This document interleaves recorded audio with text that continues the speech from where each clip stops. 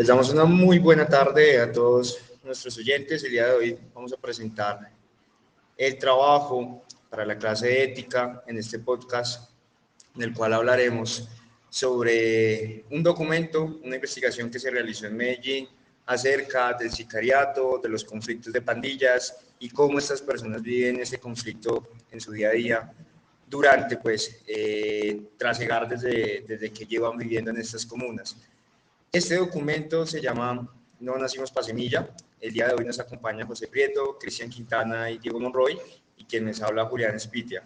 Nos vamos a enfocar principalmente para este podcast en hablar sobre cómo se ha normalizado la violencia. También hablaremos un poco sobre la educación y sobre la seguridad y cómo estos elementos pues confluyen para que en su ausencia o en su falta se presenten estos casos de sicariato o pandillismo en esta ciudad y en las distintas comunas que componen a Medellín.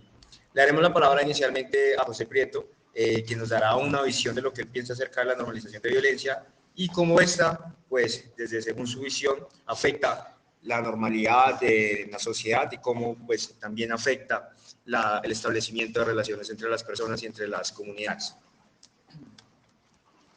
Bueno, el tema de la violencia y el desarrollo de esta en los contextos que ofrece la lectura, como lo es una comuna en Medellín, donde hay una violencia importante entre pandillas, una guerra entre pandillas, y es el miedo.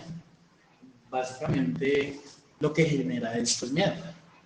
En todas las comunidades que viven estas situaciones, lo único que ganan es una sensación de miedo constante, una sensación o una percepción de inseguridad constante. Las pandillas, en este caso y en el caso colombiano, generalmente ha sido un instrumento que se ha visto bastante utilizado por el narcotráfico, por los grupos ilegales y por demás actores de inseguridad que intervienen. Las pandillas muchas veces crecen o generalmente crecen en los barrios periféricos de las ciudades. Inclusive, como vemos el caso de Medellín, son barrios en los que no hay una condición mínima humana digna para vivir. No hay una condición social, no hay una condición económica, no hay una condición educativa y demás condiciones que requiere el ser humano para tener un desarrollo pleno y que le pueda dificultar el reclutamiento a estas bandas. Hay un factor bastante importante en el punto de la educación que más adelante le cederé la palabra a Diego respecto a eso, y es el reclutamiento de menores dentro de estas bandas. Y es que generalmente los que cometen cualquier acto de violencia, ya sea sicariato, microtráfico, muchas veces trata de mujeres, robos y demás crímenes, son menores de edad. Entonces no veo completamente cómo el Estado, o en este caso el distrito, fuera capaz de intervenir ahí. Lo explicaba en la lectura para pasar a la normalización en un espacio de un breve relato de uno de los líderes.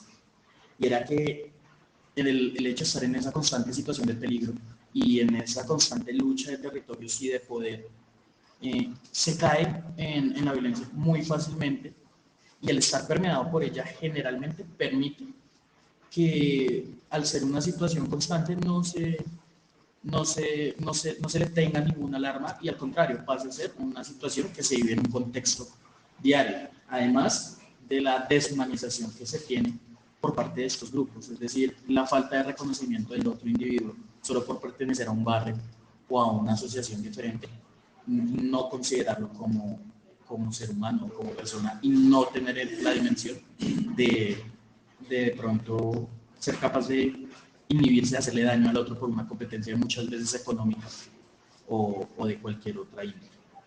Entonces le doy el paso a Diego, como les decía, para pues ver cómo es esta estructura educativa o cómo se fortalecería desde la educación el impedimento para que pues, los jóvenes hagan parte de esto. Claro que sí, José. Mira, entonces, continuando en ese sentido, podemos identificar primero la raíz del problema del pandillismo.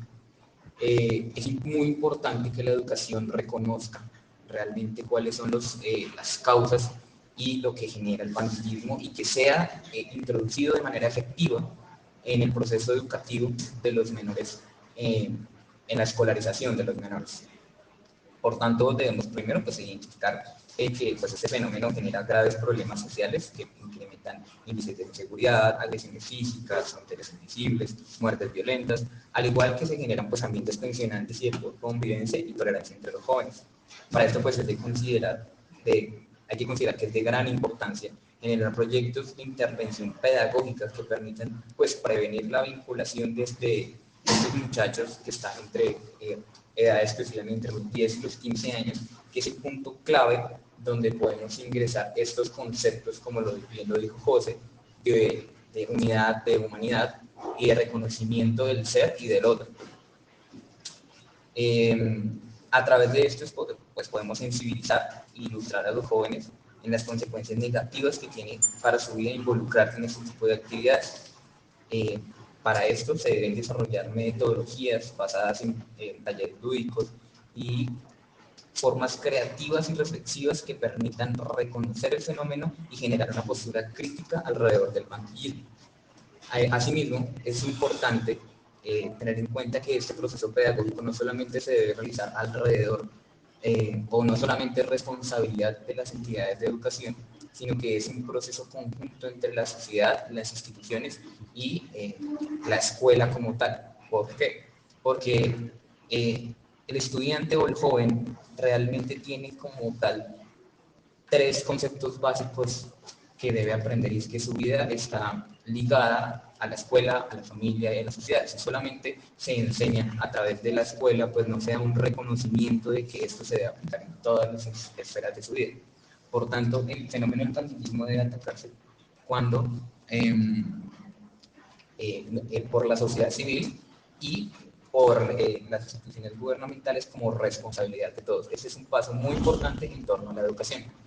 Ahora bien, le voy a dar el paso a mi compañero Cristian Quintana, que nos va a hablar un poquitico de un enfoque de seguridad alrededor del tema del pandillismo. Bueno, buenas tardes. Gracias primero por la invitación. Quisiera primero abordar el tema del que hablaba José, basado en el miedo, ya que este es el nombre que se le da a aquella incertidumbre de desconocer el riesgo y suponer el origen, la forma, la eficacia y la manera de mitigar dicho riesgo. Ese miedo que se adopta en las comunas y en la sociedad colombiana se ha desarrollado en etapas invisibles, pues cuando las amenazas y las formas de contenerlas se generaron sistemáticamente, como es en el caso de las pandillas, los grupos armados ilegales y principalmente el fenómeno del narcotráfico, que a pesar de su evidente existencia, no se hacían presentes en los debates comunitarios dentro de las formas tradicionales de unión social. Y es acá donde estamos fallando nosotros como sociedad para poder establecer unos puntos de seguridad para poder ayudar a estas sociedades que cuentan con esos problemas de pandillas. Tiene que haber una integración entre lo que es la sociedad y la Policía Nacional. Tiene que haber un acercamiento con estos jóvenes. Tienen que brindarse las oportunidades para que ellos se encuentren en algo diferente a la violencia, algo que hacer, algo en que trabajar, algo en que especializarse. Y es acá donde entra, y es muy acertado lo que nos comentaba Diego, en la educación. Son las alcaldías, las gobernaciones y todos los entes regionales los que están llamados a crear estrategias que puedan permitir brindar oportunidades de educación y trabajo a estos jóvenes. Porque es muy difícil desde el punto de la seguridad simplemente atacarlos, arrestarlos o simplemente hacerlos aparte de la sociedad.